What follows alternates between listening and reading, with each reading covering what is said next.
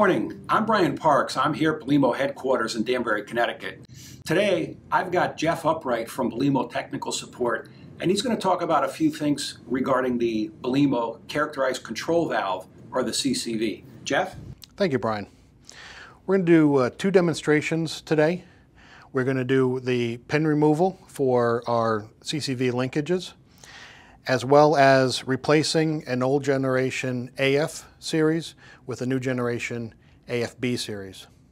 The tools that I'm going to be using today are a pair of needle nose pliers, a flat blade screwdriver, and a Phillips screwdriver. What we're going to do is, I have one part here. It's a linkage kit for the new generation AF. This is a WAF-4. The parts included are a mounting plate, stem adapter, two C-clips, a position indicator, and a retaining ring for the position indicator. The kit also comes with an M5 screw and an M4 screw. Now the M5 screw is for pre-2011 characterized control valve bodies, and the M4 is for post-2011 valve bodies. If you ever have a question as to what year the valve body that you're working on, simply take the screw and try to thread it into the valve stem. So the pin removal, here we have a valve body, a characterized control valve body. You'll notice that we have 3 grooves on the stem, and one of the corners is notched slightly. These grooves will show the valve position. When the grooves are with the pipe, that means that the valve is open, as you can see. The new generation valve body has the 3 grooves as well as the notched corner, but you'll notice now the notch is deeper. The problem that we have is when we take an actuator, this is an LR series actuator, and we try to mount it to the, let's say, the old generation valve body, the screw will not engage. You can see the gap right here. What needs to be done is, if you look in the stem adapter, in one of the corners, you'll notice a silver pin. Using a flat-bladed screwdriver, there's a lip on the pin, and you can extract the pin. Once the pin is removed, you can discard. What that does is that will let the actuator mount flush to the valve, and the screw will now engage. The pin is in the LR, the AR, and the AFR linkages, just like so. The pin will need to be removed if you're using a new actuator on a pre-2011 valve body. It does not have to be removed if you're using a newer valve body.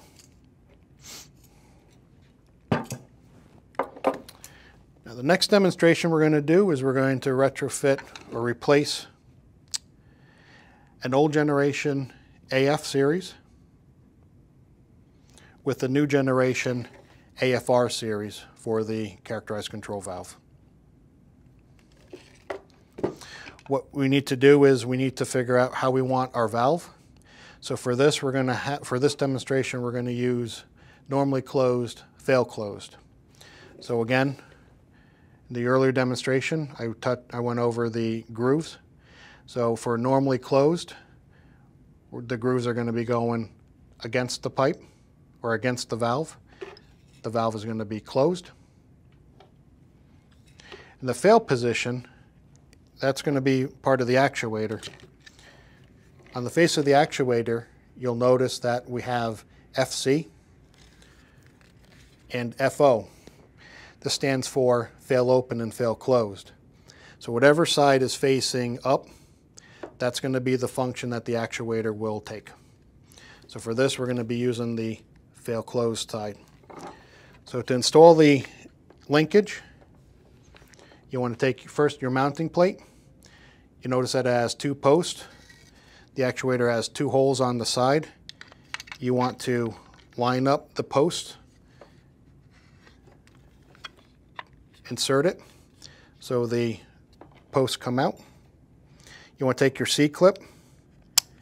You're going to attach the mounting plate, secure that to the actuator. You then want to take your position indicator ring. You want to put this on the outside of the spline. You want to have it so the pointer is pointing down. You want to take your retaining clip. There's a groove on the spline that the retaining ring will lock the position indicator into place.